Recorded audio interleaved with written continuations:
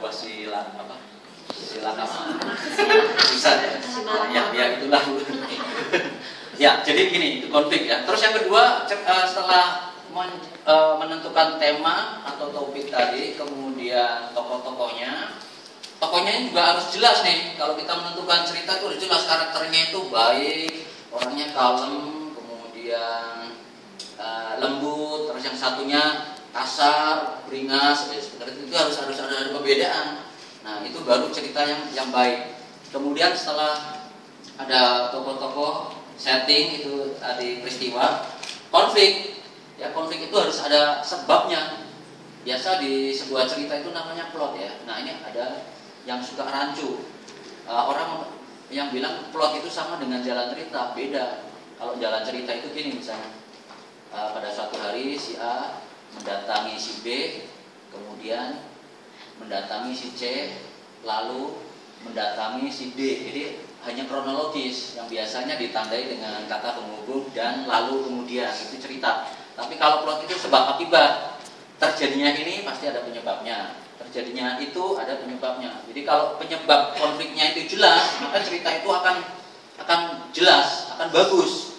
Tapi kalau enggak ngambang. Nah, kalau mengambang, nanti yang memainkan juga mengambang. Jadi kerangka ini adalah plot tadi. Jadi apa namanya tulang punggung.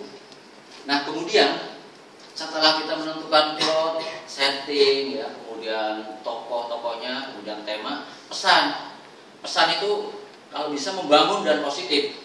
Misalnya kalau anak tadi ya yang diejek itu setelah berkali-kali diejek, kemudian dia bangkit terus semangat, rajin di rumah, kemudian di belajarnya rajin, akhirnya menjadi juara kelas. Akhirnya orang teman-temannya tadi mengejek, akhirnya akan salut, akan meminta maaf. Dan kemudian dia jadi orang. Nah, itu pesan positif, jangan pesannya negatif. Anak itu ada pembunuhan, terus pembunuhnya dibiarkan aja nih, nggak bertobat. Nah, itu sesuatu yang negatif, yang jelek. Jadi kita harus pesannya itu harus positif, membangun, mendidik. Makanya kalau seni itu selalu ada nilai-nilai estetis secara artistik dan juga nilai edukasi, pendidikan. Nah, kemudian kalau kita sudah drama itu sudah ditulis, maka drama ini vital ya. Naskah yang kita pegang itu vital. Kalau nggak ada naskah, maka pertunjukan itu tidak akan ada. Jadi yang penting setelah drama ada, nanti penontonnya juga ada. Nah, target penonton juga harus diperhitungkan. Kalau ceritanya tentang anak-anak, ya targetnya untuk anak-anak, seperti itu. Jadi setelah kita baca, nanti kita akan ketahuan semua berapa tokoh-tokoh yang akan main, berapa biaya produksi yang dibutuhkan, kemudian tempat gedung pertunjukannya enaknya di mana ini? Apa di gedung yang kecil yang kapasitasnya 200 penonton atau 500 penonton? Nah, kemudian juga kru yang membantunya ini perlu berapa? Ada sutradara biasanya ya, ada para pemain, ada penata rias, ada penata kostum, kemudian ada apa lagi? Ada stand manager misalnya, ada produsernya yang membiayai, bagaimana nanti cari sponsor. Nah, itu semua 1 menit dibaca di dalam naskah drama. 1 menit lagi. Ya, kalau naskah drama itu sudah dibaca, maka akan ketahuan semua. Nah, seperti itu. Jadi yang ya sebagai closingnya adalah bahwa drama, sekali lagi Anda, Bapak, Ibu, Saudara bisa memulai membuat suatu drama.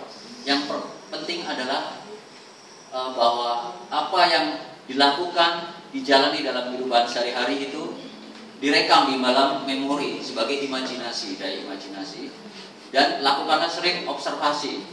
Nah, setelah itu belajarlah untuk menulis. Bisa dimulai dengan membuat catatan-catatan harian.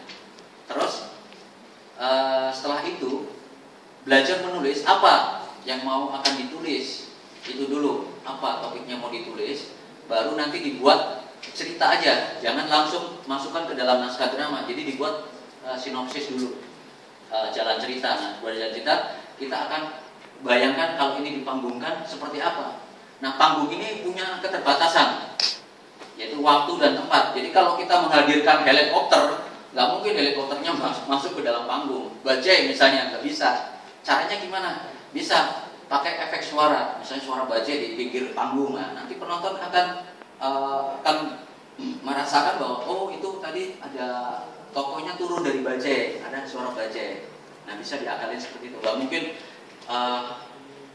dari kolam renang langsung masuk ke situ, susah.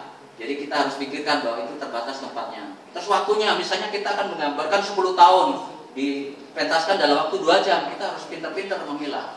Kita bikin adegan 1, adegan 2, seperti itu. Ya, jadi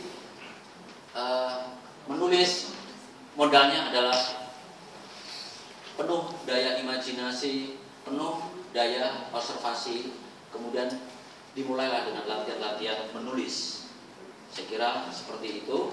Jadi pada intinya menulis cerita hampir sama, baik itu cerita fiksi atau cerita non fiksi. Demikian, terima kasih.